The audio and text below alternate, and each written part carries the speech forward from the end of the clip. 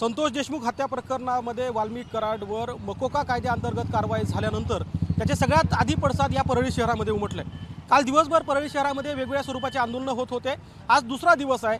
खरं तर आज कुठल्याही बंदचं आवाहन केलं नव्हतं, मात्र आजही परळी शहरातले अनेक बाजारपेठ बंद आहे। काही ठिकाणी दुकानं सकाळी उघडली गेली आहेत, मात्र धर्मापुरी गाव असेल, त्यानंतर सिरसाळा गाव असेल, हे पूर्णपणे बाजारपेठ बंद ठेवण्यात आल्यात। एकूण वाल्मिक कराड यांच्यावर मकोका अंतर्गत जी कारवाई झाली आहे त्याचा निषेध परळीतून होताना पाहायला मिळतोय। आता मी सध्या अब्दुल कलाम आझाद चौकात आहे, ज्याच ठिकाणी परळी शहरातील आपल्याला बाजारपेठ दिसते की काही दुकानं उघडलेली आहेत, काही बंद आहेत आणि सकाळपासूनच कराड समर्थक सुद्धा जमायला सुरुवात झाली। कारण आज पुन्हा एकदा ज्या ठिकाणी वाल्मिक कराड बसून परळीचा कारभार बघायचे त्या जगमित्र कार्यालयामध्येच एक बैठक होणार आहे आणि त्या बैठकीसाठी स्वतः कराड कुटुंबीय उपस्थित राहणार आहेत। आता धनंजय मुंडे सुद्धा परळीमध्ये आहेत, तर मग ते यामध्ये सहभाग घेतात अथवा हे सगळी मंडळी त्यांना भेटायला जातील का, हे पाहणं महत्त्वाचं ठरणार आहे। एक मात्र खरं आहे की वाल्मिक कराड यांच्यावरती काल कारवाई झाल्यानंतर परळी शहरामध्ये जे काही परिणाम दिसत होते ते आत्ताही कायम आहेत।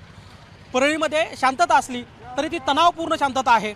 आज परत बैठकीमध्ये कोणता निर्णय घेतला जाऊ शकतो आंदोलनासंदर्भातला आणि एकूण वाल्मिक कराड यांच्या कारवाई संदर्भातला कुटुंबीय कायम मागणी करताय की राजकीय सूडबुद्धीतून आता अथवा जातीय देशातून त्यांच्यावर कारवाई होते।